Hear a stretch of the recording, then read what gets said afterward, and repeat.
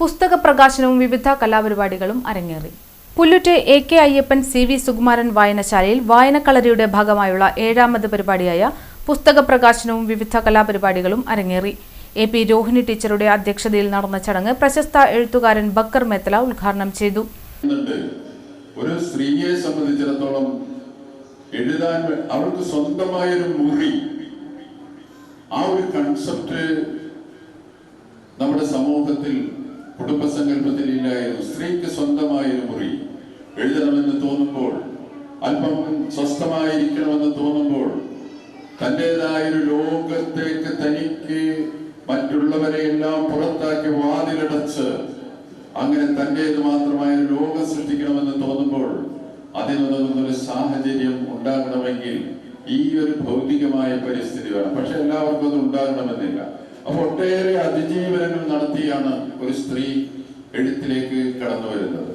സാമൂഹ്യ സാഹചര്യങ്ങൾ, കുടുംബ സാഹചര്യങ്ങൾ, ഒട്ടേറെ പ്രശ്നങ്ങളുണ്ട്. അപ്പൊ എന്തൊക്കെയായാലും റുംസീനയെ നമ്മളൊന്ന് മലയാള കാവ്യ ലോകത്തേക്ക് കൈപിടിച്ച് ആനയിക്കുക. റുംസീന കവിത എഴുതണമെങ്കിൽ കുറെ കൂടെ ശക്തമായ രീതിയിൽ വായനയിലേക്ക് കടക്കേണ്ടതുണ്ട്. സമകാലീന കവിതകൾ വായിക്കേണ്ടതുണ്ട്. എങ്കിൽ മാത്രമേ കവിത നിരന്തരം പുതുക്കപ്പെടാൻ കഴിയുകയുള്ളൂ. അങ്ങനെ നിരന്തരം പുതുക്കുമ്പോൾ മാത്രമാണ് കവിതയ്ക്ക് കൂടുതൽ ബലമുണ്ടാവുക, സമൂഹത്തോട് സംവദിക്കാൻ കഴിയുക. കേവല വായനക്കപ്പുറം ആ കവിത ജനങ്ങളുടെ. കരൂപ്പടന്ന സ്വദേശിയായ MP റുംസീനയുടെ ആദ്യ കവിതാ സമാഹാരം പ്രാർത്ഥനയോടെ നിനക്കായി പ്രശസ്ത എഴുത്തുകാരൻ ബക്കർ മേത്തല ഡോക്ടർ ധന്യ ഇല്ലത്തിന് നൽകിക്കൊണ്ട് പ്രകാശനം ചെയ്തു.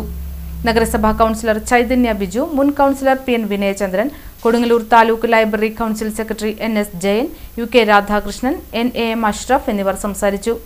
പ്രാർത്ഥനയോടെ നിനക്കായി എന്ന കൃതിയുടെ പുസ്തകാസ്വാദനം TR ആർദ്ര, മലാല വിബീഷ് എന്നിവർ നടത്തി. കവയിത്രി MP റുംസീന മറുപടി പ്രസംഗം നടത്തി. തുടർന്ന് ബാലവേദിയിലെ കൂട്ടുകാർ വിവിധ കലാപരിപാടികൾ അവതരിപ്പിച്ചു. MV Renuka, KR Narayanan, Jisha Satheesh, E Ranjith, KS Adithyan, KS Abhishek, KM രേവിത, KS Sabitha, Mithu Muneer, KN സൂര്യ, മുനീറ വിബീഷ്, അമൃത MR, അനാമിക PS തുടങ്ങിയവർ നേതൃത്വം നൽകി. ഡോക്ടർ ധന്യ ഇല്ലത്ത്, മിനി സത്യൻ, രാധാദേവി ശിവദാസൻ എന്നിവർ പ്രാർത്ഥനയോടെ നിനക്കായി പുസ്തകത്തിലെ കവിതകൾ ആലപിച്ചു. ബാലവേദി മെന്റർ KA അനൂപ് സ്വാഗതവും രേഷ്മ ഷൺമുഖൻ നന്ദിയും പറഞ്ഞു. അതെന്റെ വലിയ സന്തോഷമാണ്. ഈ പരിപാടിയുടെ അധ്യക്ഷ എത്രയോ വർഷങ്ങൾക്ക് ശേഷമാണ് രോഹിണിയെ കാണുന്നത്.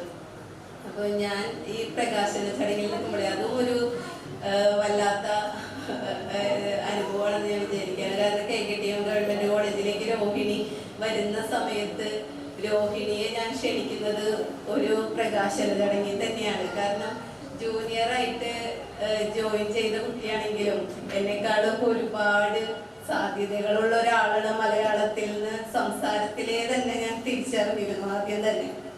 അപ്പോൾ ഞാനൊരു കൈയെഴുത്ത് മാസിക, എനിക്ക് അങ്ങനത്തെ കുറെ പ്രാന്തുകളുള്ള ആളാണ്. ഇടയ്ക്കിടയ്ക്ക് ഇങ്ങനെ മാസിക ഇറക്കുക, പുസ്തകങ്ങളെ പ്രോത്സാഹിപ്പിക്കുക, ഇതൊക്കെ എൻ്റെ ചോരയിൽ അലിഞ്ഞു ചേർന്ന സാധനമാണ്. അപ്പൊ ഈ രോഹിണിയെ ഇങ്ങനെ കണ്ടപ്പോൾ വളരെ സന്തോഷത്തോട് കൂടിയിട്ട് ഇതിന്റെ കൈയെഴുത്ത് മാസികയുടെ ഭാഗമാക്കി പ്രകാശന ചടങ്ങില് ആ കൈയെഴുത്ത് മാസിക പ്രകാശനം ചെയ്ത് അതിൽ ഞാൻ എഴുതിയ ഒരു കവിത അതിമനോഹരമായിട്ട് രോഹിണി ആലപിക്കുകയും ചെയ്തു.